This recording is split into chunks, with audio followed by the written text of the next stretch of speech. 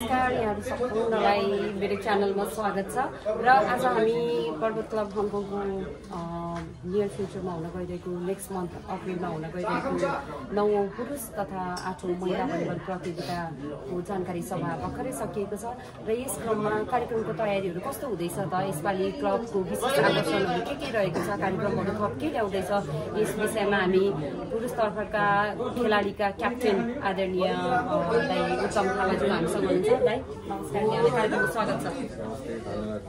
हजुर, उहाँ चाहिँ हाम्रो अहिले पुरुष भलिबल टिमका क्याप्टेन हुनुहुन्छ र दाइ यो आजको कार्यक्रम र अब हाम्रो हुन गइरहेको पर्वत क्लबले आयोजना गरेको कार्यक्रमको विषयमा छोटो जानकारीहरू दिनुहोस् न।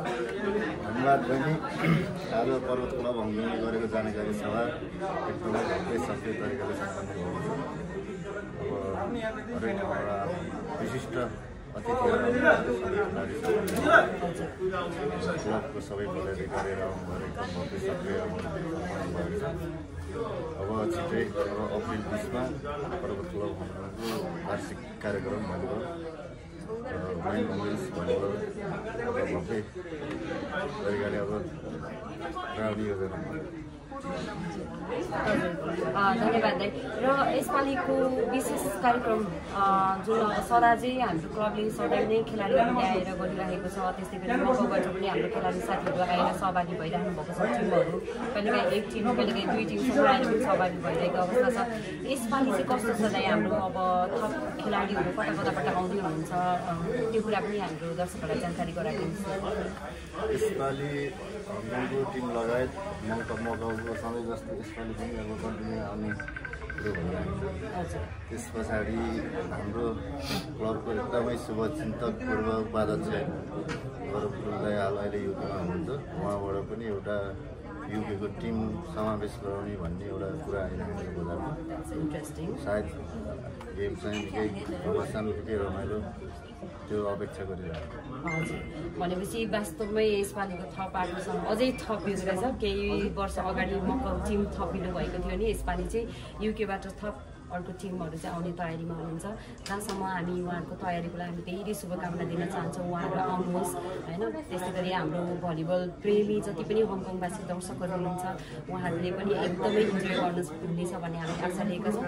र साथसाथै कस्तो छ अब यो हाम्रो खेलाडीहरूको लागि चाहिँ पुरस्कार अथवा चाहिँ एन्ट्रीहरूको विषयमा के कति जानकारीहरू गराइदिनुहुन्छ कि?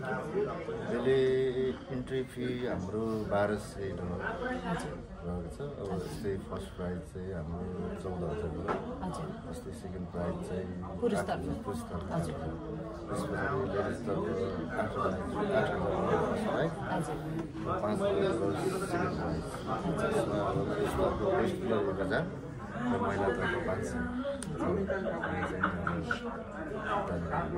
हजुर, अब दाइ हजुर आफै एउटा टिमको क्याप्टेन हुनुहुन्छ, हाम्रो टिमको चाहिँ तयारीहरू कस्तो चलिरहेको छ, कस्तो हिसाबले चाहिँ यहाँले प्रस्तुत गर्दै गऱ्यो? किनभने विगत केही समयदेखि चाहिँ हङकङमा एक धप्पा राज गर्दै आइरहेको हाम्रो पर्वत क्लबको पुरुषतर्फको टिमहरू होइन, र अब पक्कै पनि तयारी एकदमै राम्रो नै होला। के कस्तो छ त्यो विषयमा पनि थोरै अपडेट गराइदिनुहोस्। अहिले तयारी राम्रै छ भन्नु पर्यो।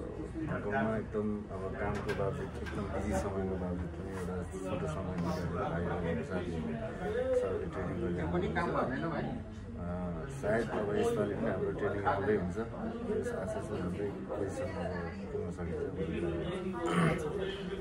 र ओके, धन्यवाद दाइ। र यस साथै यो पटकको कार्यक्रमबाट के हजुर आफ्नो चाहिँ एक्सपेक्टेसन कस्तो छ? लाइक अब किनभने एउटा टिम क्याप्टेन हुनुभएको नाताले गर्दाखेरि यसपालि पनि आफ्नो टिमलाई विजय नै गराउने पक्कै पनि यहाँको टार्गेट छ होइन।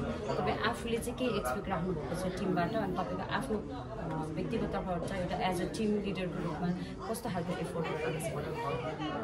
एकदमै यो अहिले पनि एउटा हामीले राम्रै पोजिसनमा ल्याउँछ भन्ने एकदम आशावादी छु। किनभने अब खेलाडी साथीभाइले राम्रो ट्रेनिङ भइरहेको छ।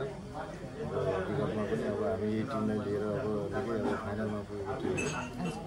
अहिले पनि अब ग्राउन्डमा पुगेपछि अब फाइनलमै उठाउने आशा चाहिँ रहिरहन्छ मेरो व्यक्तिगत तर्फबाट टिमको तर्फबाट यति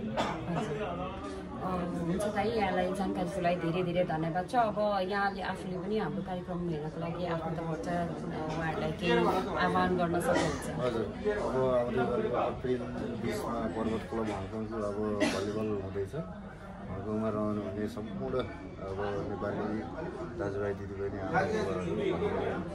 हेर्नको लागि आइदिनु होला सबैजना र देश विदेशमा नेपालमा रहनुहुनेले पनि अब युट्युब मार्फत भिडियो मार्फत सबैले हेरेर चाहिँ साथ दिनु भन्न चाहन्छु यो क्रममा छोटो कुरा जस्तै अरू बाहिर देशहरूमा जो ग्राउन्डमा आउन सक्नुहुन्न उहाँहरूलाई हेर्नको लागि चाहिँ हामीसँग मिडिया पार्टनरहरूको रूपमा के कस्तो छ हामीसँग अहिले एचके दर्पण.com र क्लबको आफ्नै पेजबाट पनि लाइभ माध्यमबाट हेर्न सक्नुहुन्छ साथीभाइको